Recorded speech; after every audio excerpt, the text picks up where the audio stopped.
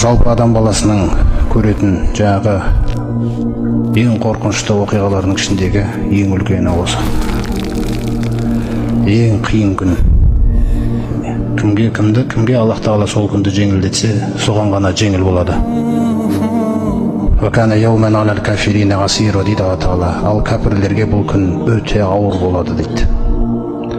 Міне сол күннің жеңілдігін нәсіп етсін. Соның жеңілдігіне ұмтылатындай пайдалы білім нәсіп етсін Алла Тағала баршамызға осы сүренің бақшасында. Аузу биллахи минаш шайтанир раджим. Бисмиллахир рахманир рахим. Ла уқсиму би яумил қияма деп басталады сүре. Осы әл-қияма деген сөз қиямет. Сол сөз келгендіктен сүренің аты қиямет деп аталады. Осы алғашқы аятына сай сүре әл-қиямет деген атқа лайықтанған. Сөздің басында ла деген сөз тұр. Жоқ деген мағынаны білдіреді. Бұл неге бұлай басталды десеңіздер, өйткені пайғамбарымыз саллаллаху алейхи вассалам алғашқы құрайыштардың дөкейлеріне жиналып, дастарханның басында оларға Аллах Тағаланың өзіне түсіріп атқан уахиын жеткізеді. Сонда пайғамбарымыз саллаллаху алейхи вассаламның әуелгі сөздері неден басталды десек, әуелгі шақырулары, әуелгі уағыздарында қандай сөздер болды десек, ол кісінің әуелгі сөздері саллаллаху алейхи вассалам бұлай болған екен. Аллах Тағаладан басқа тәңір жоқтығына куәлік етемін. Сондай-ақ мен Аллах Тағаланың елшісімін. Сендерге арнайы жіберілген деп жаңа Құрайыштың дөкейлерін айтып отыр. Сендерге арнайы жіберілген және бүкіл адамзатқа жалпы жіберілген. Қалай ұйықтаған болсаңдар, солай өлесіңдер дейді.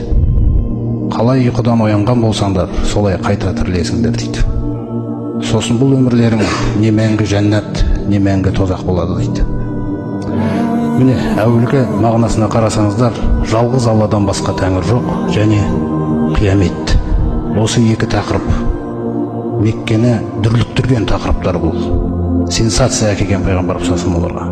Үлкен қозғау салған, қоғам үлкен өзгеріске ұшыраған. Иман келтіргендерді көрсеңіз, қалай өзгерген.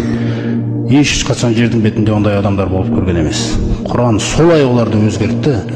Не бір үлкен адамдар пайда болды, сахабалар деген, қараңыздар. Ал кім оны тыңдамаса, олар сол қалыптарында, сол жамандықтарында өмірлерін сүре берді. Міне солар пайғамбарымыз саллаллаху алейхи вассалам осы қияметті сөйлеген кезде, сол қияметті жоққа шығарады олар. Өтірік, сенбейміз деген сөздерді айтады. Мысалы, бір сөздерін келтіретін болса, Құранда Әл-Ан'ам сүресінде Аллах Тағала айтады, «Вақалу», олар бұлай деп айтты дейді Алла Тағала. «Ин хия илля хаятуна дуния». Өмір деген тек қана осы дүниенің өмірі ғана. «Ва ма нахну бимабғасин». Пайғамбарымызға өстіп бетіне осылай айтқан екен. Біз қайтадан тірілмейміз. Қараңыздар. Біз қайтадан тірілмейміз. Дүние өмірі осы өмір тек. Егер оларға «Ва иза қила лахум маза анзала раббукум» деп сұрақ қоятын болса, «Қолу асатирул ауалин». Қараңдар. Білесіңдер ме сендерге Раббыларыңнан не түсірілді деп сұрақ қойып атса, пайғамбарымыз саллаллаху алейхи вассалам олардың айтқан сөздеріне қараңыздар. Асатирул ауалин. Бұрынғылардың ойдан шығарған ертегілері ғой сенің айтып жүргенің деген. Міне осылардың күніге осындай қияметке деген тақырыпқа қарсы шыға берулері, Құранға қарсы келе берулері, осы нәрсені Аллах Тағала теріске шығарып, осы нәрсеге разы емес екендігін көрсетіп, жоқ деді. Бізден андай сөз бар ғой, мысалы, жа жетер деген. Толық кесіп тастайды ана пікірді. Олардың санасындағы, ойларындағы түгел нәрсесін толық кесіп тастады Алла Тағала. Жа жетер, жоқ. Уқсиму би яумил қияма дейді. Қараңыздар, әлемдердің Раббысы қиямет күнімен ант етемін деді. Міне қараңыздар, қандай пәрменді сөзді. Қиямет күнімен ант етемін. Раббымыз сөйлегеннен кейін бұл хақ. Хақты сөйлейді Аллах Тағала тек. Қиямет күнімен ант етемін. пайғамбар саллаллаху алейхи вассаламға келіп мынандай сұрақтарды да қояды. Пайғамбар және қасында сахабалары болады. Соған жақ қияметті мойындамайтындар, Құранды мойындамайтындар келіп былай деп айтады екен. Қашан болады мына уәделерің деп қараңыздар. Оп-оңай. Неге? Анау күнделікті өздерінің істеп жүрген күнәлары, жаңа пұтқа табыну санасы түгелі мына жүректі қарайтып тастаған дейді, қараңыздар. Мына жақ қарайып біткен, түсіне алмайды. Оп-оңай сөйлей салады былай.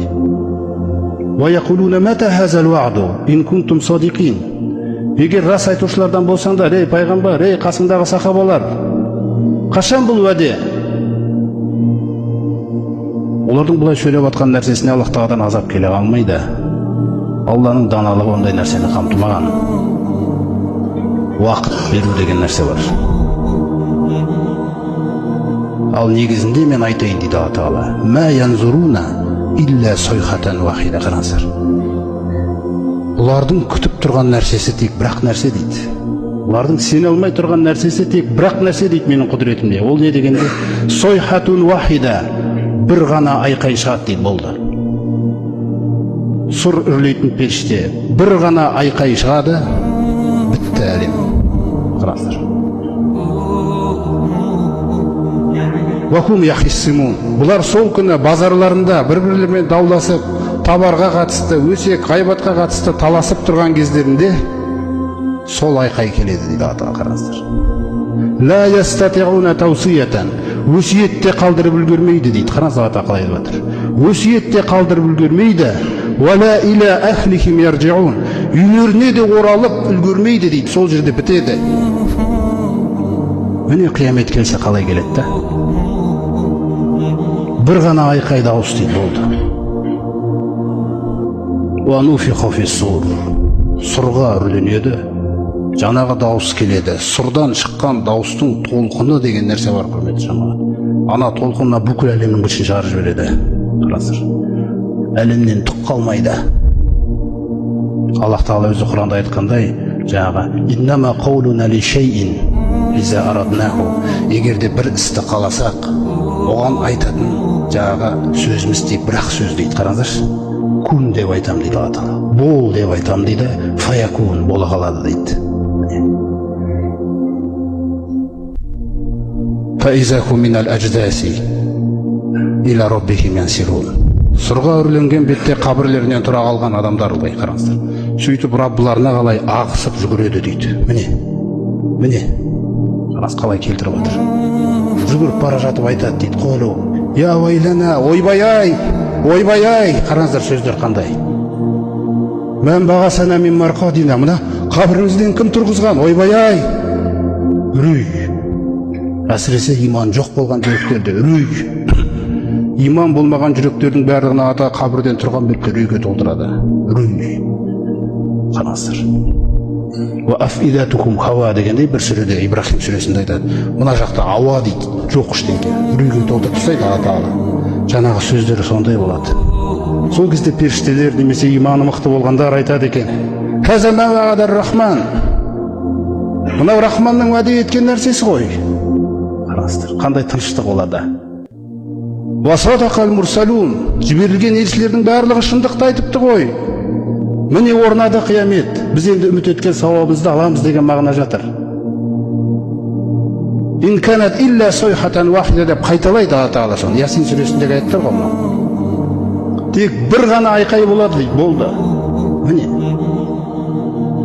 Бір ғана айқай болады да фаизахум жамиу ладайна мухтарун. Жер бетіндегі адамдардың барлығы алдымызға келіп әзір болады дейді, есепке. Бітті.